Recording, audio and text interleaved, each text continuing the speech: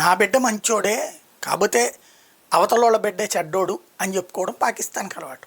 తీవ్రవాదిని తయారు చేసింది, పెంచి పోషించింది పాకిస్తాన్.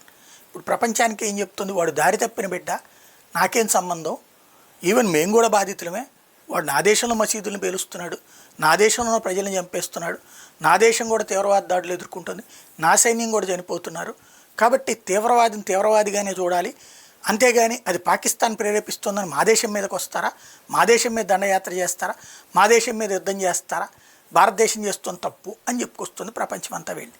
కానీ ఆ దేశాలు ఏమడుగుతున్నాయి?